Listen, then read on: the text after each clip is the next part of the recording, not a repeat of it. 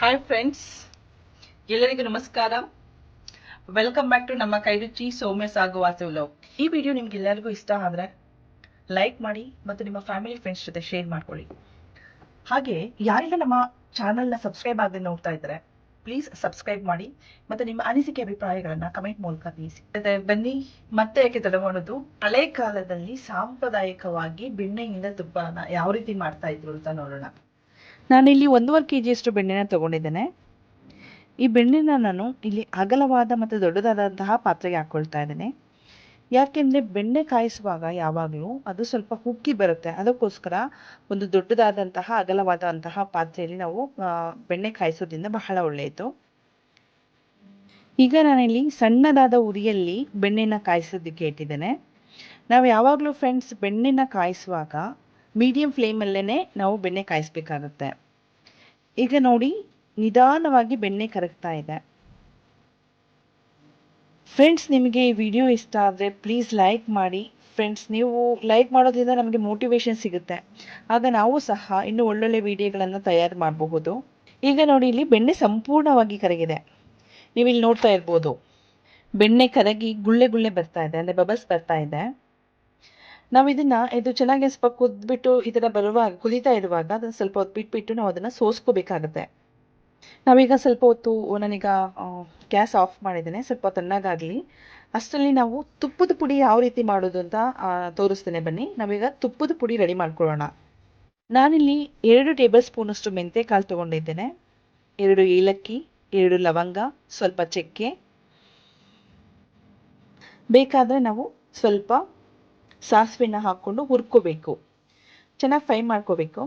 ಹಾಗೆ ನಾನಿಲ್ಲಿ 2 ಅರಿಶಿಣದ ಕೊಂಬನ್ನು ತೊಗೊಂಡಿದ್ದೀನಿ. ಇದನ್ನು ಡೈರೆಕ್ಟಾಗಿ ಫ್ರೈ ಮಾಡೋಕೆ ಹೋದರೆ ಅದು ನೀಟಾಗಿ ಫ್ರೈ ಆಗೋದಿಲ್ಲ. ಹಾಗಾಗಿ ನಾನಿಲ್ಲಿ ಮತ್ತೆ ಹಾಗೆ ನಾವು ಮಿಕ್ಸಿ ಹಾಕುವಾಗ ಬ್ಲೇಡು ಸಹ ಬೇಗ ಹಾಳಾಗುತ್ತೆ. ಆ ಕಾರಣಕ್ಕಾಗಿ ನಾನು ಸ್ವಲ್ಪ ಕುಡ್ಕೊಂಬಿಟ್ಟು ಪುಡಿ ಮಾಡಿಕೊಂಡು ಆಮೇಲೆ ಫ್ರೈ ಮಾಡ್ಕೊಳ್ತಾ ಇದ್ದೀನಿ. ಈಗ ಇದು ಉರಿದು ತಣ್ಣಗಾದ ಮೇಲೆ ಅರಿಶಿಣದ ಕೊಂಬು ಪುಡಿ ಮಾಡಿರ್ತೀವಲ್ವ ಅದು, ಪ್ಲಸ್ ಮೆಂತೆ ಕಾಳು, ಏಲಕ್ಕಿ, ಲವಂಗ, ಚಕ್ಕೆ ಎಲ್ಲ ನಾವೇನು ಫ್ರೈ ಮಾಡ್ಕೊಂಡಿದ್ದೀವಿ ಅವನ್ನೆಲ್ಲ ಮಿಕ್ಸಿಗೆ ಹಾಕೊಂಡ್ಬಿಟ್ಟು ಪುಡಿ ಮಾಡ್ಕೊಳ್ತಾ ಇದ್ದೀನಿ. ಇದೇ ಫ್ರೆಂಡ್ಸ್ ತುಪ್ಪದ ಪುಡಿ ಅಂತ ಕರಿತೀವಿ ಇದಕ್ಕೆ. ಈಗ ತುಪ್ಪದ ಪುಡಿ ರೆಡಿ ಆಗಿದೆ. ಬನ್ನಿ, ಈಗ ಸೈಡಲ್ಲಿ ಇಟ್ಟಿರ್ತಕ್ಕಂತಹ ಈ ಬೆಣ್ಣೆ, ಇವಾಗ ನಾವು ಬೆಣ್ಣೆನ ಸ್ವಲ್ಪ ಫಿಲ್ಟರ್ ಮಾಡ್ಕೊತೀವಿ, ಸೋಸ್ಕೊಳ್ಬೇಕು. ಈಗ ಸೋಸ್ಕೊಂಡ್ಬಿಟ್ಟು ನಾವು ಮತ್ತೆ ಮೀಡಿಯಂ ಫ್ಲೇಮಲ್ಲಿ ಚಿಕ್ಕದಾದ ಉರಿಲೇ ನಾವು ಮತ್ತೆ ಅದನ್ನು ಕುದಿಯೋದಕ್ಕೆ ಇಡಬೇಕಾಗತ್ತೆ. ನಾವು ಅದನ್ನು ಅವಾಗವಾಗ ಟೆಸ್ಟ್ ಮಾಡಬೇಕಾಗತ್ತೆ, ಅದು ಹದವಾಗಿ ಕಾದಿದೆಯಾ ಅಂತ. ಯಾವ ರೀತಿ ಗೊತ್ತಾಗುತ್ತಪ್ಪ ಅಂದರೆ, ಒಂದು ಟೆಕ್ನಿಕ್ ಇದೆ ಫ್ರೆಂಡ್ಸ್. ಏನಂದರೆ, ಅದು ಕುದೀತಾ ಇರುವಾಗ ಅದರೊಳಗಡೆ ಮಜ್ಜಿಗೆ ಅಥವಾ ನೀರು, ಒಂದು ಸ್ವಲ್ಪ ನೀರು ತೊಗೊಂಬಿಟ್ಟು ಅಥವಾ ಮಜ್ಜಿಗೆ ತೊಗೊಂಬಿಟ್ಟು ಚುಮುಕ್ಸ್ಬೇಕು, ಹನಿಗಳನ್ನ ಚುಮುಕ್ಸ್ಬೇಕು. ಅವಾಗ ಅದರಲ್ಲಿ ಚಟ ಚಟ ಚಟ ಅಂತ ಸೌಂಡ್ ಬರುತ್ತೆ. ಆ ಥರ ಸೌಂಡ್ ಬಂದಿಲ್ಲ ಅಂದರೆ ಅದು ಇನ್ನೂ ಸ್ವಲ್ಪ ಕುದಿಸ್ಬೇಕಾಗತ್ತೆ ಅಂತ ಅರ್ಥ. ಅದು ಸೌಂಡ್ ಬಂತಂದರೆ ಇದು ಹದವಾಗಿ ಕಾದಿದೆ ಅಂತೇಳಿ. ಈಗ ನಾವು ಕಾದಿರೋ ಎಣ್ಣೆಗೆ ನೀರು ಹಾಕಿದಾಗ ಯಾವ ಥರ ಸೌಂಡ್ ಬರುತ್ತೆ ಹೇಳಿ, ಆ ಥರ ಸೌಂಡ್ ಬರುತ್ತೆ ಇದು ಹದವಾಗಿ ಕಾದಿದ್ರೆ. ಆ ಥರ ಸೌಂಡ್ ಬರಲಿಲ್ಲ ಅಂದರೆ ನಾವು ನಿಧಾನ ಇನ್ನು ಮೀಡಿಯಂ ಫ್ಲೇಮಲ್ಲೇ ಅದನ್ನು ಕುದಿಸ್ತಾ ಇರಬೇಕು. ಅದನ್ನು ಅವಾಗವಾಗ ಪದೇ ಪದೇ ನಾವು ಚೆಕ್ ಮಾಡ್ತಾ ಇರಬೇಕು. ನೀರು ಮತ್ತು ಅಥವಾ ಮಜ್ಜಿಗೆ ಯಾವುದಾದ್ರು ಹಾಕಿಬಿಟ್ಟು ಸೌಂಡ್ ಬರುತ್ತೆ, ಅಂತ ಸೌಂಡ್ ಬರುತ್ತೆ ಅಂತ ನೋಡ್ಕೊಂಡು ಅದು ಬಂದಿದೆ ಅಂದರೆ ಹದವಾಗಿ ಬೆಣ್ಣೆ ಕಾದಿದೆ ಅಂತ. ಆಗ ನಾವು ಅದರೊಳಗಡೆ ಕೆಲವೊಂದು ಪದಾರ್ಥಗಳನ್ನು ಹಾಕಬೇಕಾಗುತ್ತೆ. ಅದೇನಂತ ನಾನು ಹೇಳ್ತೇನೆ. 2 ರಿಂದ 3 ಒಣಮೆಣಸಿನಕಾಯಿ ಹಾಕಬೇಕು.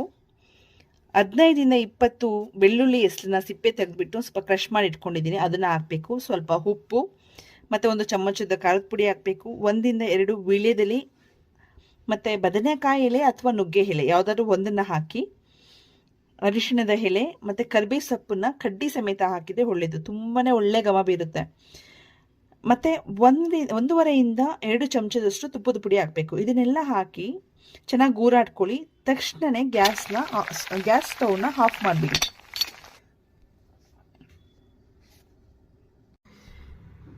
ಇಲ್ಲ, ಇನ್ನೂ ಜಾಸ್ತಿ ಕಾಯಿಸಿದ್ರೆ ತುಪ್ಪ ಯಾರ್ಲಾಗ್ಬಿಡುತ್ತೆ, ಆಗ ಅಂದರೆ ತುಪ್ಪ ಕಮ್ರು ಆಗಿಬಿಡುತ್ತೆ. ಈ ಸ್ಟೆಪ್ ಬಹಳ ಮುಖ್ಯ, ವೆರಿ ಇಂಪಾರ್ಟೆಂಟ್ ತುಪ್ಪ ಕಾಯಿಸ್ಬೇಕಾದ್ರೆ.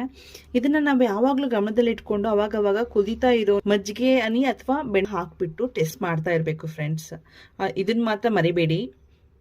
ಆಗ ಮಾತ್ರ ನಾವು ತುಪ್ಪನ ಹದವಾಗಿ ಮರಳಾಗಿ ಮತ್ತು ಟೇಸ್ಟಿಯಾಗಿ ತುಪ್ಪ ಮಾಡೋದಕ್ಕೆ ಆಗುತ್ತೆ.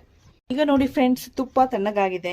ಇದನ್ನು ನಾನೀಗ ಫಿಲ್ಟರ್ ಮಾಡಿ ಒಂದು ಗಾಜಿನ ಬಾಟ್ಲಿಯಲ್ಲಿ ಹಾಕ್ತಾ ಇದ್ದೀವಿ. ಗಾಜಿನ ಬಾಟ್ಲು ಅಥವಾ ಸ್ಟೀಲ್ ಬಾಕ್ಸ್ ಯಾವುದ್ರಲ್ಲಾದರೂ ಹಾಕಿ ಸ್ಟೋರ್ ಮಾಡ್ಬೋದು. ನಾನೀಗ ಗಾಜಿನ ಬಾಟ್ಲಲ್ಲಿ ಅದನ್ನು ಫಿಲ್ಟರ್ ಮಾಡ್ಕೊಳ್ತಾ ಇದ್ದೇನೆ. ಫ್ರೆಂಡ್ಸ್, ಈ ವಿಡಿಯೋ ಇಷ್ಟ ಆಗಿದ್ರೆ ಲೈಕ್ ಮಾಡಿ, ಫ್ರೆಂಡ್ಸ್ ಮತ್ತು ಫ್ಯಾಮಿಲಿ ಜೊತೆ ಶೇರ್ ಮಾಡಿ. ನೋಡಿ ಫ್ರೆಂಡ್ಸ್, ಈಗ ತುಪ್ಪ ನೀರು ಥರ ಆಗಿದೆ.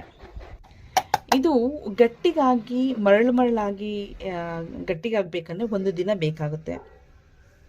ನಿಮಗೆ ಈ ವಿಡಿಯೋ ಇಷ್ಟ ಆದರೆ ಪ್ಲೀಸ್ ಲೈಕ್ ಮಾಡಿ ಮತ್ತು ಕಮೆಂಟ್ ಮಾಡಿ. ನೋಡಿ, ನಾನಿದು ನೆಕ್ಸ್ಟ್ ಡೇ 1 ದಿನ ಆದಮೇಲೆ ತೋರಿಸ್ತಾ ಇದ್ದೀನಿ. ತುಪ್ಪ ಎಷ್ಟು ಮರಳಾಗಿದೆ ನೋಡಿ ಫ್ರೆಂಡ್ಸ್, ನಿಮಗೆ ಕಾಣ್ತಾ ಇದೆ. ಅಷ್ಟೇ ಸುವಾಸನೆ, ಘಮನೂ ಕೂಡ, ತುಪ್ಪದ ಘಮ ತುಂಬಾ ಚೆನ್ನಾಗಿ ಬರ್ತಾ ಇದೆ ಫ್ರೆಂಡ್ಸ್. ತುಪ್ಪ ತುಂಬಾ ಆರೋಗ್ಯಕ್ಕೆ ಒಳ್ಳೆಯದು. ಮಕ್ಕಳಿಂದ ವಯಸ್ಕರವರೆಗೆ ತುಪ್ಪನ ಸೇವಿಸಬಹುದು.